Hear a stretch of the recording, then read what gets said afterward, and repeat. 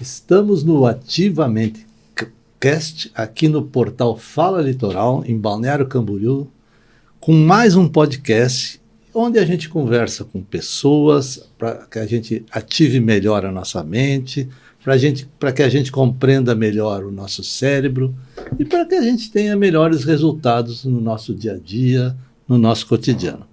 E hoje nós temos um podcast especial, presencial, né? Com a professora Edimara Rabaioli.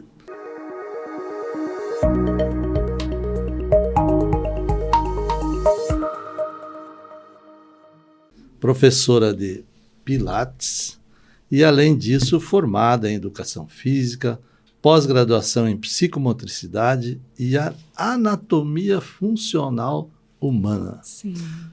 Professora Edimara, coproprietária da Casa do Pilates, em Camboriú, né, na cidade de Camboriú. Isso mesmo. Muito bem-vinda, obrigado pela tua presença e vamos conversar um pouco hoje sobre como, através de exercício, nós podemos ativar a nossa mente. Isso aí. Eu que agradeço a oportunidade de estar aqui para falar de um assunto que é tão presente, né, no meu dia a dia, na minha profissão.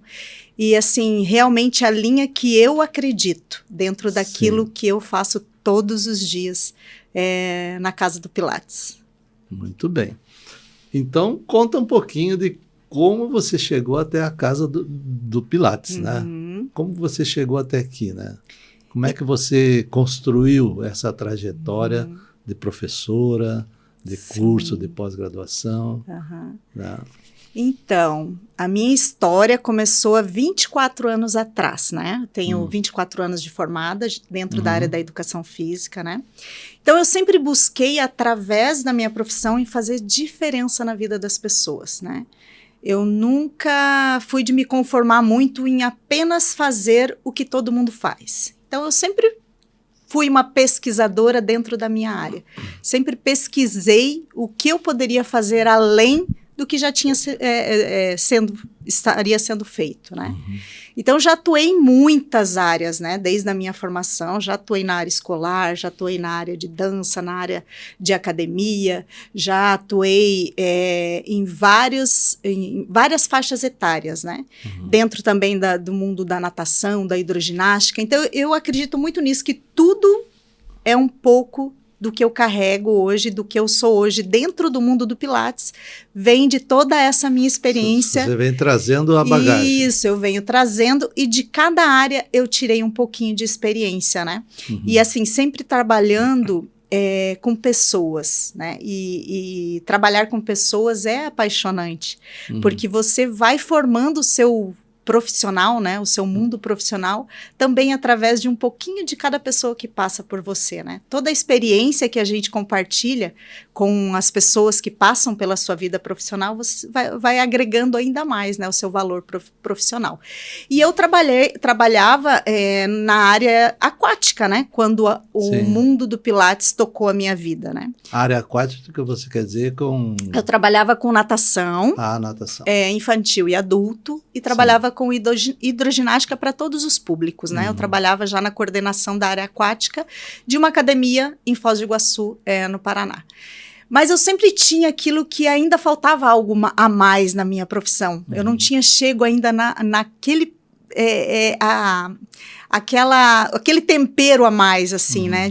Da gente realmente ter aquele sentimento, realmente eu tô aonde eu quero estar, né? Então, foi quando, através de uma amiga que trabalhava comigo, me apresentou o mundo do Pilates, né? E eu me encantei naquela época pelas possibilidades e pelo pensamento.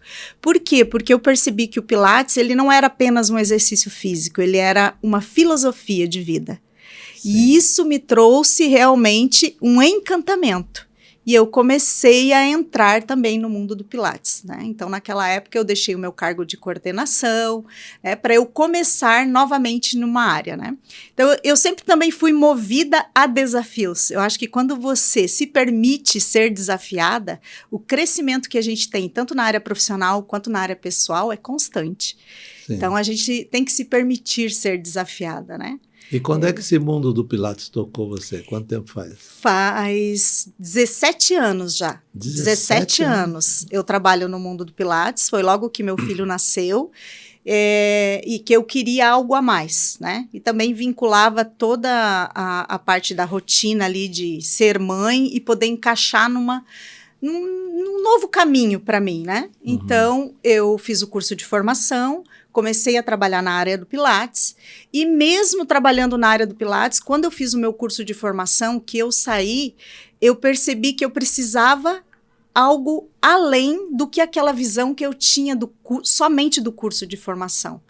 Porque quando você faz um curso de formação na área do Pilates, o que você vai aprender? Você vai aprender os exercícios clássicos originais que foram criados, né?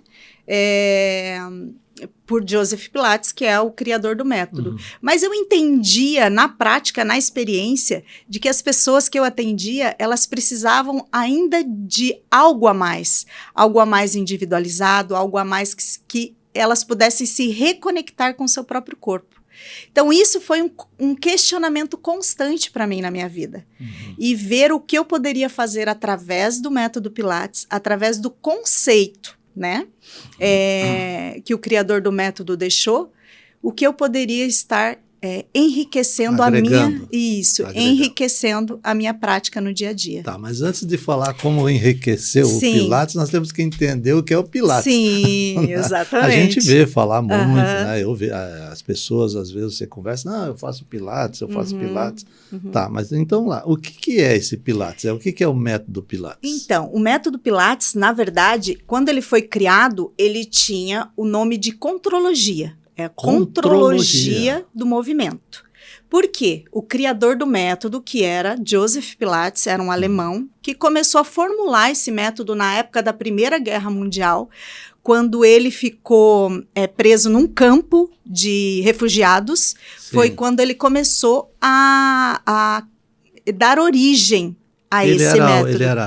Qual era a profissão dele? Ele, na verdade, assim, ele tinha algumas profissões que ele exercia na época, mas o que ele era mesmo naquela época, ele trabalhava com fabricação de cerveja. Nossa. Então não tinha muito a ver com aquela área. Só que ele tinha uma ligação com o exercício físico muito grande. Por quê? O pai dele era ginasta. E ele passou por uma fase em que ele teve um trauma muito grande, que a mãe e 2 irmãos morreram por doença. E ele começou a se questionar o que ele poderia fazer diante daquilo para ter uma vida diferente do que a mãe e os irmãos. E ele começou a unir todo esse conceito que o pai dele trazia, que era ginasta. E que oferecia para ele desde a infância a importância da prática do exercício físico. Então isso para ele começou a ser um questionamento constante.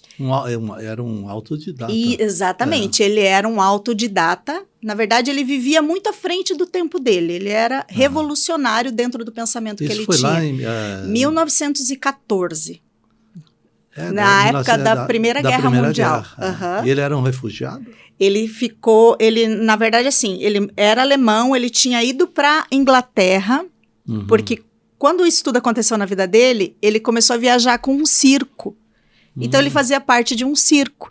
E ele foi para a Inglaterra, nessa época, para viajar pela Inglaterra dentro desse circo. E aí, ele já praticava vários tipos de exercícios dentro do circo. E quando ele foi para a Inglaterra, foi quando estourou a Primeira Guerra Mundial. Então, os alemães que estavam na Inglaterra, alguns foram reenviados, né, para a Alemanha, e outros ficaram nesse campo de refugiados na própria Inglaterra. E ali, como ele tinha muito tempo ocioso, né, ele começou a influenciar os próprios refugiados ali para estarem fazendo a prática do exercício físico. Se mexendo, ocupando o tempo ocioso, e ali ele começou a desenvolver a técnica dele.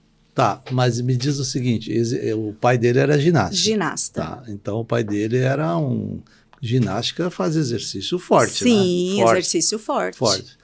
Mas a impressão que eu tenho, não sei se eu estou certo ou não, que o Pilates é uma coisa mais, não vou dizer mais light, mas mais trabalhada. Sim. Mais trabalhada do que um exercício forte Isso. de alta performance, né? É porque assim... E como é que ele chegou, como é que ele chegou nisso aí? Então, ele era, como a gente tinha dito há pouco, um autodidata. Aham. Ele começou a estudar muito.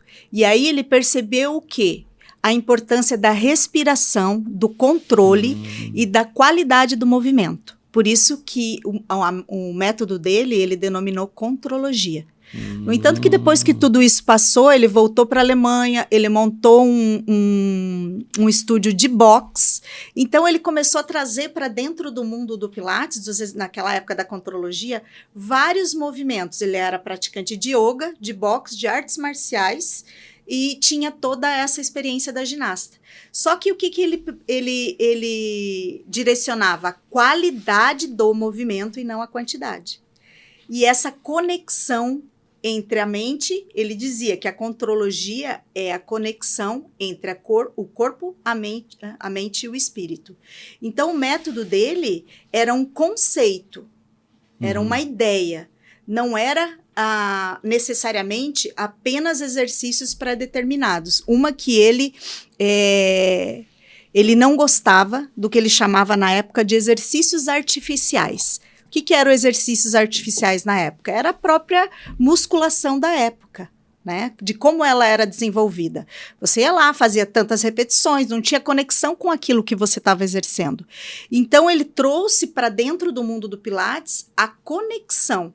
Então, é uma conexão entre corpo, mente e espírito, com necessidade de todo o mecanismo respiratório para que exista ainda mais essa conexão entre corpo e mente. Então, na verdade, então, não é isso foi lá em 1914, né? Faz tempo. Faz um tempinho, mais de um século. Na época, eu imagino que não se falava muito em cérebro, mente, e essas coisas assim. E ele procurou, então, fazer essa conexão entre mente e exercício. Né? Que não é só ir lá, chegar e fazer mil e uma repetição, ficar com um corpo super poderoso e, de repente, não desenvolver. E só a capa, né? E só a capa. Exatamente. Então, o Pilates, na verdade, é isso, então. Esse é o método que ele criou. Ele criou, e na época ele até escreveu 2 livros, né? E nesses livros conta muito essa parte, ele enfatiza muito essa parte, de você ter essa conexão, o estado de presença, quando você tem um estado de presença. Então eu falo que muita coisa que ele escreveu naqueles livros que foram em torno de 1930, 34, foi quando ele lançou o segundo livro dele, é muito atual. Sim. Porque naquela época ele já colocava muitas questões de você ter um estado de presença, de você estar dentro do processo. Quanto mais consciente você estiver, o aluno estiver de tudo que ele faz e por que ele faz, mais benefícios reais ele terá. Então ele trazia muito isso dentro de todo aquele conhecimento que ele tinha da época. No entanto, assim, o livro dele, ele falava sobre alimentação, ele falava sobre vários aspectos de como a gente precisa educar a criança. O estímulo do exercício físico e da consciência começa na infância. Então, tudo isso ele trazia. Ele questionava o sistema de saúde da época. Sim. No entanto, que ele era tão visionário e sonhador que ele fez uma carta, na época era para o presidente Kennedy. Ele escreveu uma carta falando da importância de colocar o método dele em todas as escolas dos Estados Unidos, porque aquilo ia mudar o mundo. E a última frase que ele falou antes dele morrer, ele falou que o método dele ia ganhar o mundo. Sim, e me diz uma coisa, por exemplo, é um exercício físico, certo? E você hoje você pode só fazer o Pilates como para, digamos, não ter uma vida sedentária, né? Ou você precisa associar outros exercícios? Então, o Pilates, ele é um exercício bem completo. Uhum. Por exemplo, nós temos alunos que fazem aula de Pilates 5 vezes na semana.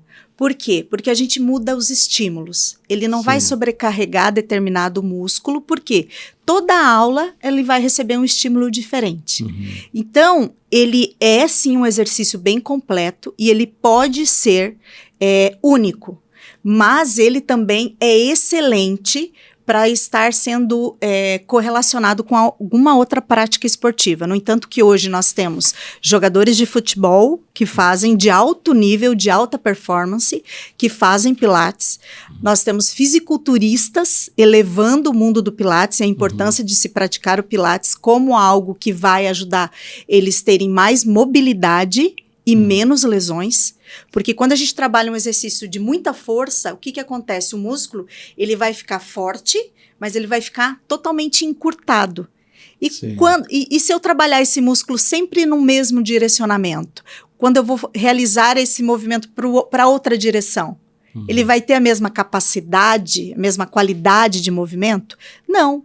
Então, é toda essa consciência que o mundo está abrindo mais a necessidade do Pilates. Hoje em dia a gente tem muito mais médicos indicando o Pilates para idoso, para gestante, para criança, para adolescente, para homens, né? Hoje em dia, antigamente, existia muito preconceito, né? Sim. Com relação aos homens no Pilates. E hoje já não, a gente tem quase de igual para igual quantidade de homens e mulheres no estúdio. Então quer dizer assim, ó, se eu quiser fazer só o Pilates, eu posso fazer. Pode fazer só o Pilates. E se eu quiser agregar um outro exercício mais específico, também. posso agregar também. Né? Ele vai... Depende da minha disposição. Exatamente. Mas eu posso, objetivo. de repente, fazer só o Pilates e ser considerado um corpo ativo. Exatamente. E uma musculatura ativa. O importante é a pessoa fazer o que gosta. Uhum. Quando a gente pratica e faz o que gosta, aquilo vira hábito de vida. Sim. Então, eu sempre falo assim, se você gosta de musculação, né? Mas você precisa algo além da musculação, você pode agregar Pilates, mas necessariamente você não precisa deixar de fazer a musculação. Se é a musculação que te motiva. E normalmente, assim, quantas vezes por semana você acha que é interessante? Assim? Então, a maioria das pessoas no nosso estúdio fazem 2 vezes. Por quê? Por questão de tempo, talvez de investimento. Mas, assim, o ideal seria pelo menos 3 vezes. 3 vezes por semana. 1 hora? 1 hora. 1 hora. E 1 hora de aula a gente consegue trabalhar o corpo como um todo. Né? Sim. No Pilates... E as pessoas fazem em conjunto ou individual? É assim, a gente trabalha com no máximo 3 alunos por professor, mas a aula ela não é padrão. Cada aluno tem a sua aula direcionada para o seu objetivo, para a sua necessidade. Do início ao final da aula. Não existe aula padrão. Nenhum aluno faz o mesmo movimento que outro. Porque existem vários fatores que elaboram todo esse planejamento. Né? Então, o ser ele é único. Se o ser é único, eu preciso oferecer para ele um planejamento também único. Então, assim, ele vai realmente chegar no objetivo que ele está buscando. Tá, então a gente já entendeu mais ou menos o que é o Pilates, né? Seriam exercícios, eu vou falar, se eu estiver errado, você vai corrigir. Seria um exercício físico, né? De qualidade, Sim. Né? Quantidade. Não preocupado muito com a quantidade, Isso. mas com a qualidade. Isso. E de movimentação do sistema muscular. Com uma certa ligação, com toda a ligação também com a mente, né? Aí você falou ali no exercício, no início, né, da nossa conversa, que você tinha descoberto um diferencial, né? Qual foi esse diferencial que você descobriu, além disso que a gente já falou até agora? Né? O que você... É exatamente enxergar, o que eu até está muito linkado ao que eu acabei de falar, é você enxergar cada aluno como um ser único. E você oferecer para ele o exercício de acordo com a característica daquele aluno. Cada um de nós temos uma história de vida, uma história corporal, uma história emocional. E você oferecer e enxergar aquele aluno como um ser único e gerar para ele um planejamento onde isso vai ser trabalhado é oferecer para ele realmente a condução para aquilo que ele precisa. E quando ele se sente cuidado e aconchegado como um ser único, é aí o ponto dele adquirir o exercício físico como um hábito de vida, né? Então, o que a gente busca hoje? Toda aula, os alunos, eles são estimulados de forma diferente. É aí que entrou a neurociência dentro da nossa metodologia. Por quê? Se eu quiser que o meu aluno ele seja eficiente em tudo que ele faça na vida dele, eu preciso fazer essa conexão. Então, eu vou preparar o corpo dele para que ele consiga se movimentar em várias direções com a amplitude que ele necessita. Então, toda aula eu estimulo ele de forma diferente, criando novas conexões cerebrais, estimulando a neuroplasticidade. Então, se a cada aula e a cada movimento eu coloco ele diante de novos desafios, de novas experiências, eu estou ativando mais o cérebro dele, criando novas conexões. E quando eu falo em neuroplasticidade dentro do benefício do exercício físico, a gente está estimulando a criação de novas unidades motoras a cada aula. Tá, vamos devagar, que complicou. Complicou. Até agora estava facinho de entender. Vamos devagar. Vamos lá, então. Primeiro vamos fazer os nossos, as pessoas que estão nos vendo, né? Entender o que é neuroplasticidade, né? Que você falou, é uma palavra bonita, tal, mas nada. Eu vou deixar que você explique, né? Em palavras mais simples possível. O que é neuroplasticidade? Né? O que é isso? Então, é a capacidade que nós temos de nos adaptarmos a um novo estímulo. Peraí, calma. Capacidade que nós temos de nos adaptar a um novo estímulo. Exatamente. Então, por exemplo, eu estou acostumado a fazer um tipo de movimento, mas de repente você vem lá e diz, não, agora faz o contrário. Exatamente isso. Aí é outro movimento dentro do cérebro. Dentro do cérebro é outro movimento. Esse cérebro ele tem que se readaptar a isso. Né? É a mesma coisa que eu pegar um idoso. Qual é a caminhada que ele faz no dia a dia dele? Para frente, para as laterais, para os lados. Se eu pegar esse idoso e falar, agora anda de costas. Esse cérebro ele vai ter que se readaptar. Sim. E buscar novas conexões cerebrais. É porque assim, o cérebro, o que ele quer? Não só o nosso corpo, o nosso organismo. Ele quer conforto. Sim. Né? Ele trabalha em cima de uma lei que nós chamamos de a lei do menor esforço. Sim. Né? Então, se eu tiro ele do estado de equilíbrio, ele vai ter que se reorganizar.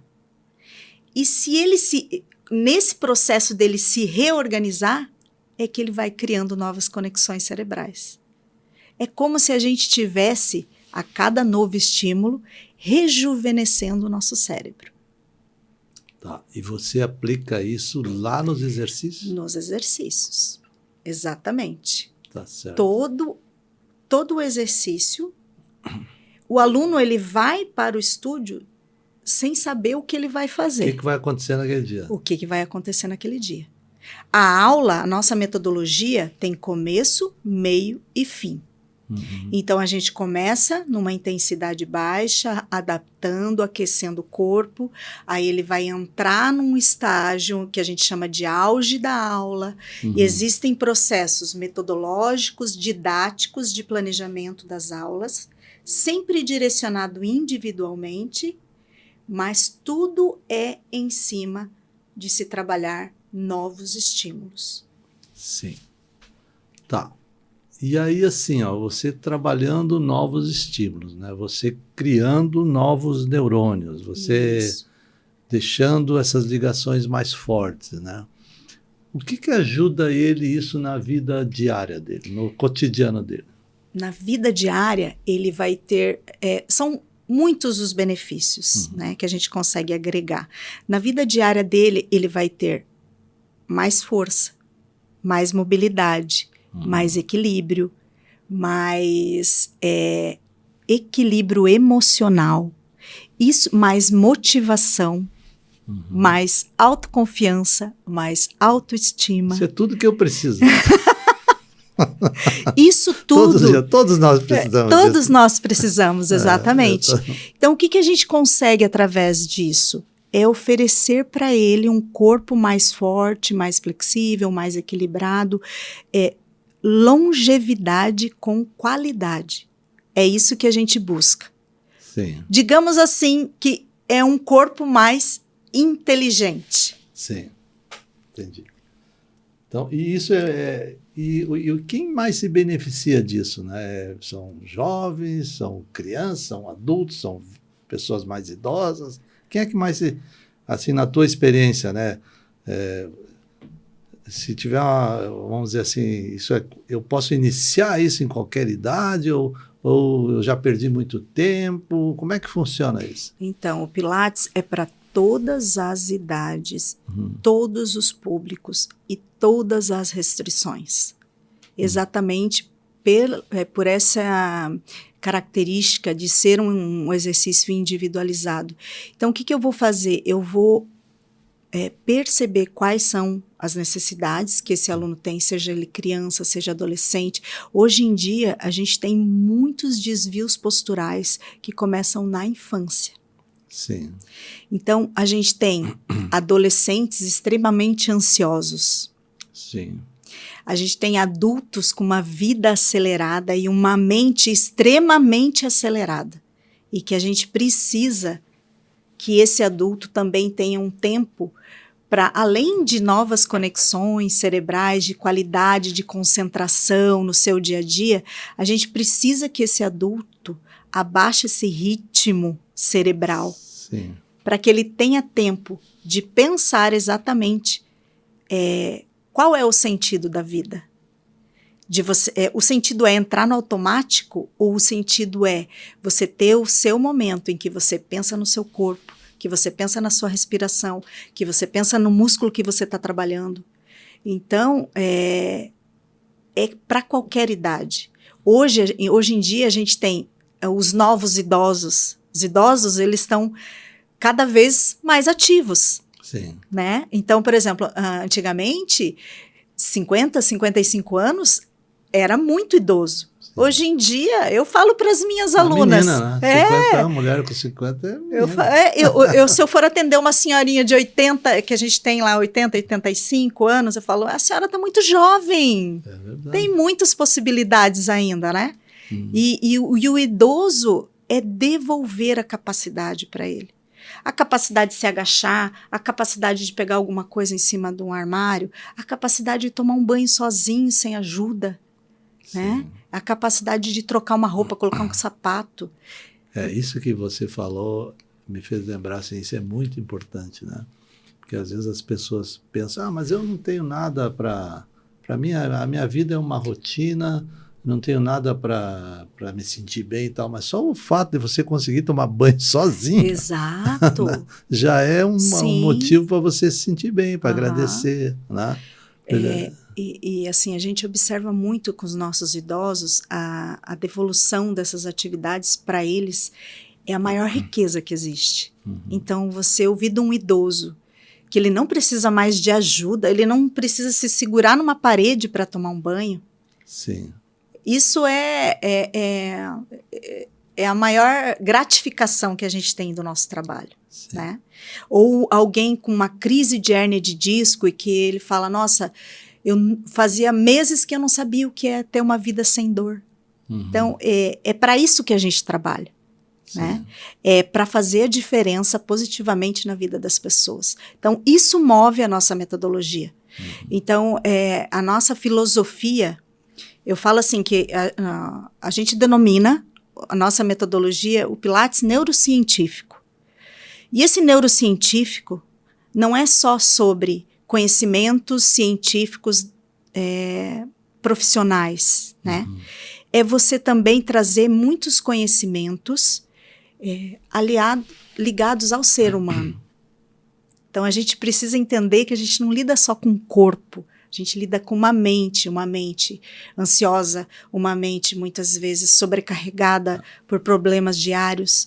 Essa questão hoje da ansiedade, né, e do estresse, eu acho assim, está no nosso desafio diário. Sim. Né? Uhum. E eu estou imaginando aqui, né, que, digamos, você de repente fazer 1 hora de pilates com movimentos de qualidade, com, digamos, diferentes posições, tentando diferentes caminhos dentro da mente, talvez ajude muito nisso. Sim, né? Na questão da ansiedade. Exato. Você nota isso na tua... Muito. A gente tem psicólogos que recomendam o Pilates exatamente para tratar a ansiedade. Eu já tive uma aluna que ela ficou 3 meses para aprender a respiração. Só que ela falava para mim, eu não vou desistir porque eu sei que eu preciso. Porque ela era tão ansiosa, que ela não conseguia parar e pensar como ela respirava. Então, olha só, como a neurociência está ligada a isso. Eu preciso mudar a memória dessa aluna. Sim. Eu preciso criar uma outra memória respiratória nela. E como que eu faço isso? Eu faço através do meu posicionamento como profissional, de colocar segurança, aconchego, muitas vezes até o tom da voz com que eu falo com ela, eu vou interferir nesse processo.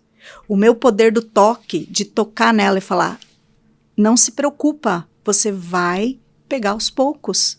É 1% a cada aula. Então, isso, toda essa transformação, essa filosofia dentro da nossa metodologia, do Pilates neurocientífico, são vários pontos que a gente precisa observar. Então, uma pessoa que fala assim, que demora 3 meses para mudar uma memória respiratória, é uma pessoa que está extremamente, no estágio de extremo estresse, ansiedade. Então, quando a gente fala de qualidade, do que você vai trazer? Será que essa pessoa ela está precisando, naquele momento, de exercício para definição muscular, para melhorar a capacidade do abdômen? Ou ela precisa, primeiro de tudo, impedir de chegar num processo depressivo, num processo de uma síndrome do pânico? Então, a gente enxerga as possibilidades do método Pilates com N fatores que aquela pessoa precisa. Então, eu sempre procuro dizer para os meus alunos, 1% a cada aula. Primeiro, se é uma pessoa que chega para mim com muita dor, nosso primeiro objetivo é melhorar a sua dor. Depois a gente vai pensar em outra coisa. Eu sou extremamente ansiosa, então primeiro a gente vai cuidar de melhorar a sua ansiedade. E aí a gente vai iniciar. É um processo gradativo. Qualquer pessoa vai entrar nesse processo? Não. Porque ela precisa estar aberta a isso. Então, assim, a gente imagina, eu sempre falo que é 50-50. O meu aluno, ele precisa estar presente no processo 50%. E eu, como professora, preciso estar presente 50%. Então, a gente fala muito da conexão de estado de presença do aluno e estado de presença do professor. O professor que conduz, ele não pode estar fora da conexão e do real posicionamento dele como professor ali. Então, a gente tem no estúdio, por exemplo, treinamentos constantes falando da importância do estado de presença do professor. Um aluno só terá estado de presença se o professor também estiver em estado de presença. Precisa acontecer uma conexão. Então, é conexão corpo e mente das 2 pessoas envolvidas no processo. Como é que eu vou dizer assim, né? Um dos conceitos de neurociência comportamental, né, é você estudar, né, e dirigir as pessoas dentro do seu ambiente, do que ela vive. Isso é neurociência comportamental. E pelo que eu estou entendendo, você trabalha comportamento, tanto do professor Exato. quanto do aluno, né? Do aluno. Que eu acho que é aí que está talvez um diferencial grande, né? Então, nessa parte que a gente fala que é uma metodologia própria. Porque são todos os contextos são trabalhados, né? Então, a gente traz o Pilates neurocientífico dentro de todas essas bases. É como, por exemplo, eu preciso ensinar. Muitas vezes, a pessoa ela vem com essa, vamos dizer assim, com esse espírito aberto. Estou falando agora do profissional, né? De entrar para todo esse processo. Então, não são todos também os profissionais que vão se adequar à nossa metodologia. Sim. Precisa ter uma sinergia. O mais fácil é dizer, não, pega esse Exato, papel aqui e faz exato. isso aqui. Né? Esse é mais... O cérebro também gosta disso. Exato. Não, gosta disso. Exatamente. Tem os profissionais que preferem trabalhar de uma forma e tem os profissionais que sabem da importância de se trabalhar dessa forma. Então, tem que existir também uma conexão do profissional com os propósitos da metodologia. Mas o Joseph Pilates sabia disso ou não? Sim. Joseph Pilates, ele cobrava muito o estado de presença do aluno. Muitas vezes, ele mostrava o músculo, tem fotos disso, e ele pedia para o aluno, você vai trabalhar esse... Naquela época, né, não se tinha esse conhecimento de anatomia. Você vai trabalhar esse músculo aqui. Fazia o aluno sentir o músculo que ele ia trabalhar. Por quê? Porque ele acreditava que o aluno, se ele tivesse consciência do que ele estaria trabalhando, ele estaria muito mais conectado. Só que Joseph Pilates, ele tinha muito a característica meio de um militar, assim, né? Então, ele era bem rústico, né? Se a gente pegar os vídeos dele na internet, era extremamente rústico, bravo. Ele não tinha muita paciência, assim, né? Sim. Por causa de toda a realidade daquela época, né? Então, eu sempre falo assim, por isso que o método Pilates, hoje conhecido como método Pilates, ele não pode parar no tempo. Porque Joseph vivia muito além do tempo dele. Ele falava que o método dele, 50 anos depois, iria atingir as massas. E foi exatamente o que aconteceu. 50 anos depois, a Madonna começou a falar de Pilates. Começou-se a falar através dos artistas, né, atrizes de Hollywood. Então, isso começou a tomar uma proporção exatamente 50 anos depois. Então, ele vivia à frente do tempo dele. Naquela época, pelo conhecimento que a ciência oferecia, ele tinha conhecimentos muito elaborados. Então, hoje, se a gente pegar a realidade de hoje, por que eu vou viver apenas com os exercícios clássicos, tradicionais, originários, que ele teve tempo de criar? A nossa metodologia, ela abrange exercícios funcionais, exercícios tradicionais do método Pilates, exercícios acrobáticos também tem dentro da nossa metodologia para quem quer se desafiar no mundo aéreo, né? Quer trabalhar num circo? Existem alguns exercícios que a pessoa... Então, por quê? Porque a gente sabe que nós vamos encontrar pessoas assim também, né? E você colocar, por exemplo, o seu cérebro invertido, imagina, além de todo o fluxo a mais, né, na parte cerebral, o quanto esse cérebro vai ter que se reorganizar quando ele vê tudo de ponta cabeça. Tá certo. Mas me diz o seguinte, a gente vê, né, existe uma, vamos dizer assim, é uma crença, que a partir lá eu vejo no meu consultório, né, pessoas com 40 anos, 45, 50 anos, dizem assim, não, mas eu já não tenho essa habilidade, essa capacidade, né, de fazer isso, fazer aquilo, né, eu já estou mais na minha descendente, né, isso a gente vê, né, e como é que vocês convencem essas pessoas que não é por aí? Então, aí é outro ponto que a gente precisa estimular também, que é a motivação. Então, aí entra também em questão várias substâncias, né, que são liberadas quando a gente faz uma prática de exercício com motivação, com desafio. A gente consegue fazer com que essa pessoa ela tenha prazer naquilo que ela está fazendo. Por quê? Porque ela está se redescobrindo. É uma redescoberta do próprio corpo. Eu ouço muito no estúdio, por exemplo, não só idosos, mas adultos. Meu Deus, isso me faz lembrar quando na minha infância eu subia num galho de uma árvore, por exemplo. Então isso é uma memória afetiva. Então tem muitos movimentos que a gente traz e que vira uma memória afetiva. E quando a gente traz motivação, memória afetiva, isso tudo vai fazendo com que o aluno ele transforme todo aquele processo muito mais prazeroso para ele, né? E a história dele falar, mas eu não consigo. É assim, a gente precisa saber até onde a gente pode ir com cada ser humano. Então tem pessoas que elas não querem ser desafiadas, né? Eu não quero subir naquela caixa, né? Ela não quer. Então a gente é o 50-50. Eu vou oferecer para ela o que ela está predisposta a aceitar. Sim. Só que a partir do momento que a gente consegue trabalhar autoestima, motivação, autoconfiança, a gente consegue quebrar barreiras.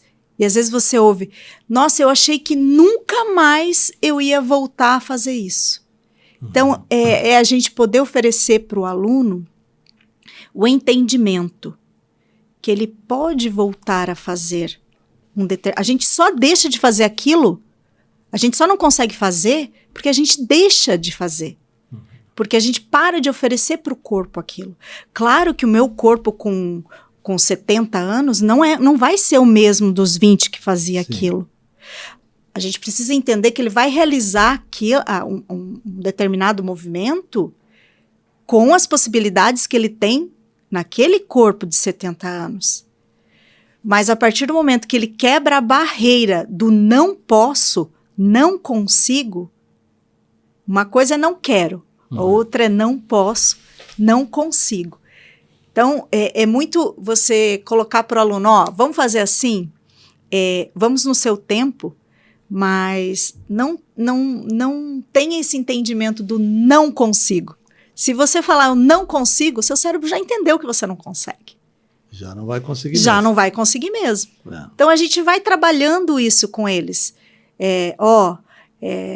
Eu li um trabalho há uns tempos atrás, de neurociência comportamental, agora me lembrei disso que você falou, né, que o cérebro já aceita na hora, né, de que só o fato, né, de você, por exemplo, você não fez uma atividade, né, nunca fez aquela atividade, mas só o fato de você pensar que é possível, que você poderia fazer aquilo ali, mesmo que você não tenha feito, né? Você já aumenta a possibilidade de que você consiga fazer em 40%. Exatamente. E 40% vai dizer, não, mas é motivação. Não, 40% é muita coisa. É muita coisa. Né? Só aumenta... Então tem trabalhos até que mostram de eles darem desafios para pessoas contadores, por exemplo, tem um trabalho sobre contador, né? Deram um problema lá que os contadores nunca tinham visto, né? Aqueles que acreditavam que era possível que eles resolvessem o problema, eles, uma grande percentagem, conseguiam. E aqueles que acreditavam, não, mas eu nunca fiz isso aí, não vou fazer, não vou conseguir fazer, não conseguiam. Então, só o fato de você pensar que é possível, já ajuda já vence uma grande barreira. E isso tudo, ele transfere para o dia a dia dele. Sim. Ele vai adquirir mais autoconfiança, por exemplo, para subir e descer de uma caixa. E isso não é só ali, subir e descer de uma caixa. Essa autoconfiança, ele vai transmitir para várias atividades dele no dia a dia. Às vezes em casa, às vezes no trabalho, no meio social. Então, é a gente entender que a gente pode fazer muito além pelos nossos alunos.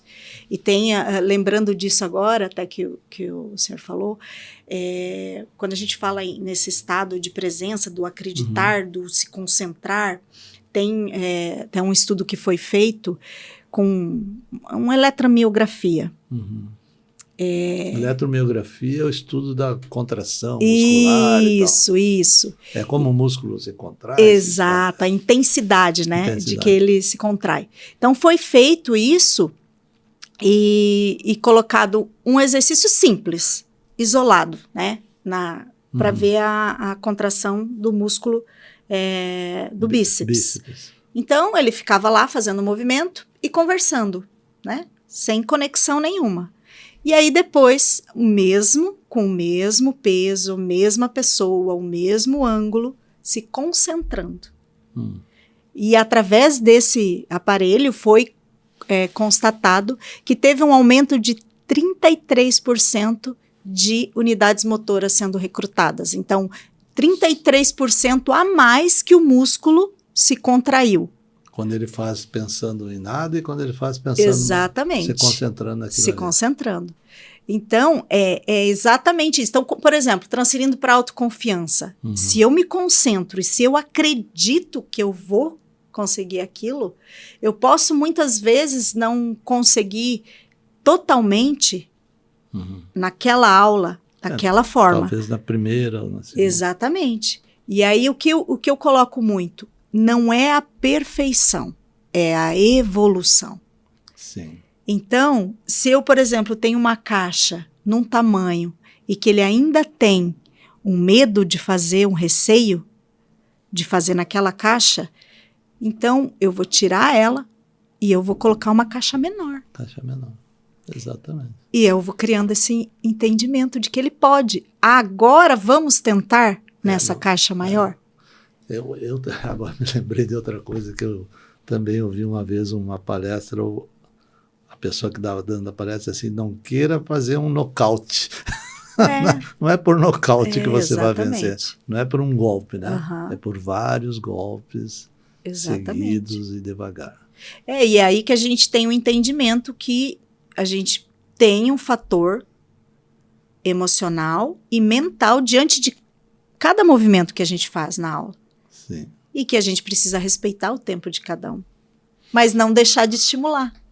Muito bem. Já somos especialistas, nós e os nossos espectadores, em Pilates, associando Pilates com movimentos de qualidade e com o trabalho da mente, de acordo com o conhecimento que a gente tem hoje, que digamos que o Joseph Pilates teve um insight lá em 1914, né? Exatamente. Mas que agora a gente consegue demonstrar isso, né? Através de trabalhos, de pesquisas científicas, imagens, né?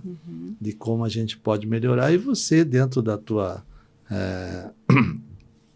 Casa do Pilates, né? Isso. Em Camboriú. Em Camboriú. Né? Você deu uma aula para nós aqui de como conectar, né? Os movimentos, a qualidade e a mente. Isso. Né? E digamos, a construção de conexões cerebrais para que a gente consiga chegar aonde a gente quer. Exatamente. Então, nós queríamos uma mensagem final tua para as pessoas que estão nos vendo no portal Fala Litoral, no podcast, no YouTube, né? Uma mensagem final para essas pessoas. Então, eu acredito muito, né, no poder transformador do exercício físico. Dentro da minha profissão, a gente sabe que não existe outro caminho para você ter qualidade de vida, longevidade com qualidade, né? Porque não é só ter longevidade, é longevidade com qualidade. Não existe outro caminho a não ser o movimento.